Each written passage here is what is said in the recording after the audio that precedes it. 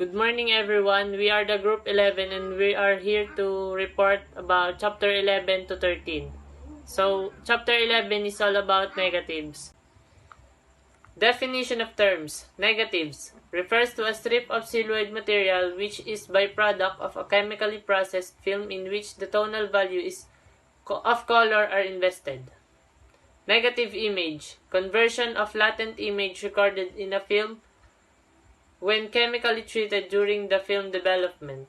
So, a negative image is usually a strip or sheet of transparent plastic film in which the lightest area of the photograph subject appear darkest and the darkest area appear the lightest.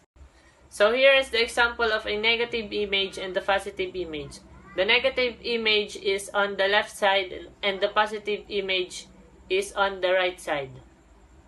You can tell the difference between a negative image and a positive image.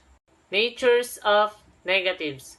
After the film was chemically treated through film development, the latent image that was formed during exposure of the film now becomes negative image. It means further that when the film was developed, it is a long strip of small negative image.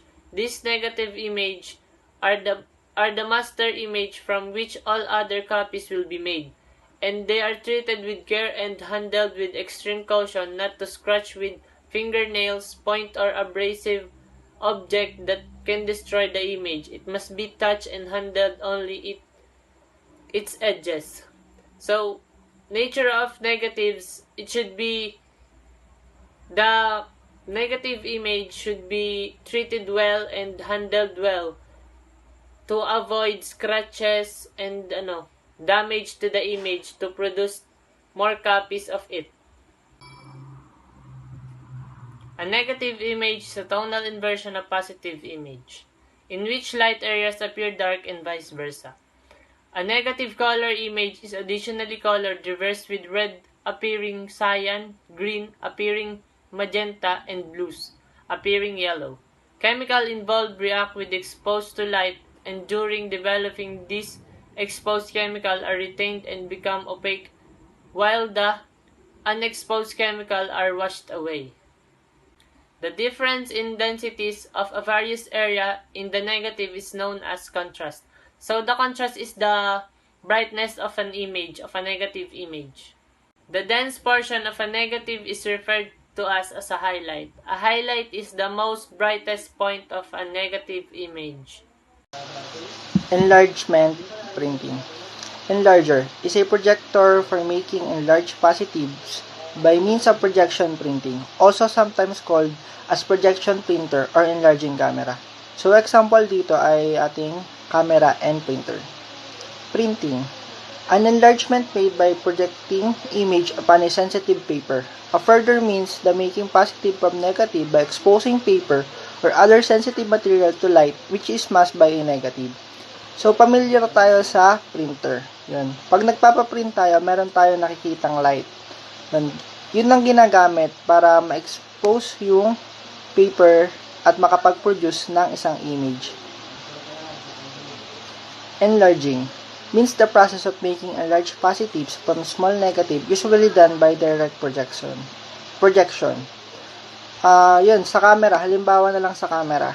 Yun, kailangan natin ng direct projection para makapag-take tayo or process para makapag-take tayo ng magandang kuha or ng isang image. The concept of enlarging and printing. The final process in making a photograph is called printing, or more often enlarging. When the photographer makes a print, he's making a negative through creating a positive.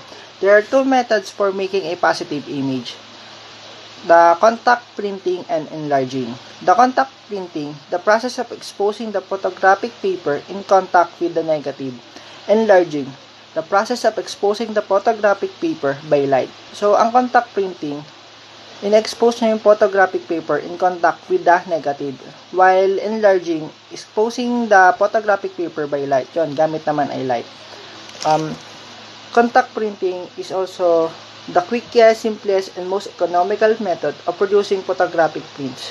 So, isa rin siya sa pinakamadali at simpleng gamitin para makapag-produce ng photographic prints. In both method, light passes through the negative and exposes a sheet of photographic paper. The dense dark areas in the negative allow little light to pass through. Yun, sa negative, konti lang yung inaalaw niyang light na makapass para ma-expose yung photographic paper. While sa less dense areas, permit to more light to reach the paper. So, mas malaki naman dito yung inaalaw na light para mas ma-reach yung papel or yung paper. An enlargement is the result of projecting a negative image through a lens onto the photographic paper through the use of a enlarger. So, prints made with enlarger are called enlargement. So, kung ano yung ginagawa ng enlarger or yung piniprint, ang tawag doon ay enlargement. The basic principle that should be observed using the enlarger when printing is the greater the distance between the planes, the shorter the distance, the smaller the image. Changes in the negative lens distance are the smaller but proportionate to change in lens to easel distance. So sabi dito, the shorter the distance, the smaller the image. Sa pagliit ng distance, sa pagliit ng image. So siguro sa paglayo ng distance, sa paglaki ng image. The enlarger. The enlarger is essentially a camera in reverse. It projects rather than receive an image. Every enlarger has one lamp house with light, reflector, piece of diffusing glass, or set of obtaining even illumination over the negative. So, piece of diffusing glass or yung glass nakakapag-produce, pag nagtapat ka ng isang image dun sa glass, nakakagawa siya ng illumination or nagre-reflect yung image na tinapat mo dun. Negative carrier or holder. Pag sinabi naman natin negative carrier or holder, yun, used to hold the negative in place and prevent the equipment from scratching the image. So, ginagamit yung carrier or holder, negative carrier or holder, para ma-prevent ng equipment ang pag-scratch doon sa image. Para hindi masira yung image. A lens with diaphragm produces an opening of circular shape and constantly increasing or diminishing size, used to control the amount of light passing through the lens. So, itong lens with diaphragm, siya yung nagko-control or nagbabalance ng light na pumapasok or yung light na dumadaan dun sa lens. Focusing lens, a device for focusing the lens. Yun. Halatang-halata naman sa kanyang title pa lang, focusing lens. Pag-focus, yung ginagamit para ma-focus yung lens. Bellows, the folding extension of camera or enlarger usually made of cloth or leather over a stiffening plane. It is called as bellow because it folds. All these components are suspended above printing easel in such a way that the planes of the negative, the lens, and the easel are parallel, and the distance between these planes may be changed. The light source for an enlarger is usually an opal incandescent lamp is located with a lamp house and is constructed with a reflector that directs light down toward the negative carrier. There are two types of enlarger. The condenser type enlarger, which an enlarger having condensing lens system and giving more detail and contrast on the negative. The diffusion type of enlarger, which an enlarger having diffusing lens system giving less detail in the image and having softening effect or reducing contrast. The enlarger and its basic parts is illustrated in the next page. You will find more detail inside components of enlarger. There are two types of enlarger, the condenser and diffusion. You can see in the picture the difference between these two. Paper developing, tray developing, Kodak Dectol developer. Chemical preparation. Dilute 200 ml Dectol developer at 1:2 ratio of proportion and pour into developing tray. Dilute 10 ml acetic acid with 400 ml water, then pour into developing tray. Prepare acid fixture using solution, ice working solution. 400 ml is enough. Procedure. 1. Develop exposed photo paper for not more than 2 minutes. Place developed paper in stop bath for 20 seconds. 10 seconds. Transfer photo paper into fixing bath and fix for 3 to 5 minutes. After fixing, wash photographs in running water for 20 to 30 minutes, then hang and let it dry. The ING cardinal in photographic paper developing. 1. Developing. 2. Stop batting. 3. Fixing. 4. Washing or rinsing. 5. Drying. How to use enlarger when making an enlargement. 1. Check the dark room is fully prepared. Solution should be on dirt in trays and the desired photographic paper is placed beside the SL. Safety covered. Safe light should be returned on, turn off the general illumination. 2. Select a negative. 3. Insert the negative in the negative carrier with the emulsion side down. 4. Turn on the enlarger lamp so that the image will appear on the enlarging SL. Open lens aperture to its maximum aperture by turning aperture ring for easy focusing. Move the SL around until the desired portion of the image is on mash opening. Set the paper corner guide on the SL to form the border width and length for the print size needed. Loosen clamping knob and move enlarger head to decide picture size on SL, then tighten the knob. Raise or lower the enlarging lens by pushing 2 buttons for raw focusing to turn focusing ring for the sharpest image. Adjust lens opening properly. Close the aperture of the lens to f8 for a dense negative or FL1 for a thin negative and be sure that the lens is clean. Switch off the enlarger lamp, then place the enlarging paper on SL. Now ready to print. Turn on the enlarger, light, and expose the negative to light for 12 to 15 seconds. Time exposure is not constant. Develop stop bath and fix. After all the printing data has been obtained, make all prints be washed with running water for about 30 to 45 minutes. And last, hang and let it dry. Preparation of photography. Preparation of photography, the court exhibit, is the next step to be done after enlargement. The preparation of the photograph provide legislator with a variety and demonstrative evidence with the option that allow them to understand in simple detail. A document or event that is vital the judgment and court understanding of the facts in the case. Which means that it provides accurate measurement and distance among objects which is lacking with sketches.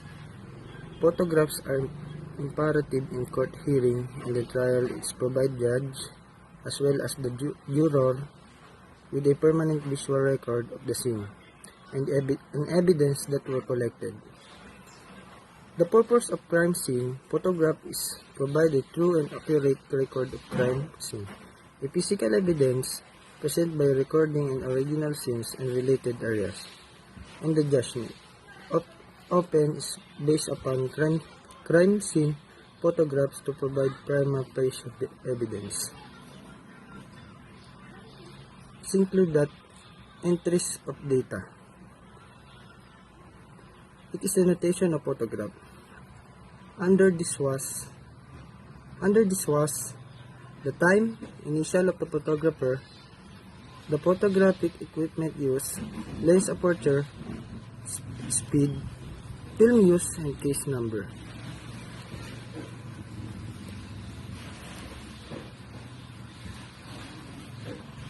Photograph for court exhibit very depending on what case of being heard. Example: photograph of question documents radiological enlargement, pathological slide, human anatomy, etc.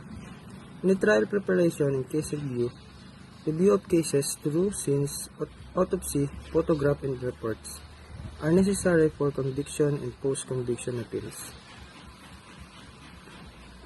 This is important for the officer in charge to collect the gathered valuable, concentrate information that may be used during case hearing against that suspect. Enlargement. Existing document must be photographed and enlarged before use and exhibit in court. And it should be proper rotation and narrow to illustrate for those who have interest in the case. It's paved the way for interaction between witness and attorney, which allow more effective in connection with the court strategy. In short, it's bring rigidity from those who was interested in the case to the court strategy.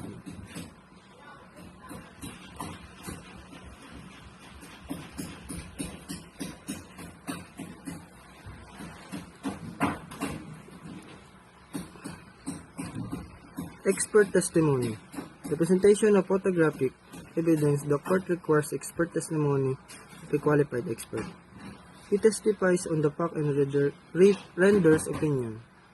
He is committed to the fact and scientific opinion and not jeopardize the other party by creating controversy coming from his opinion.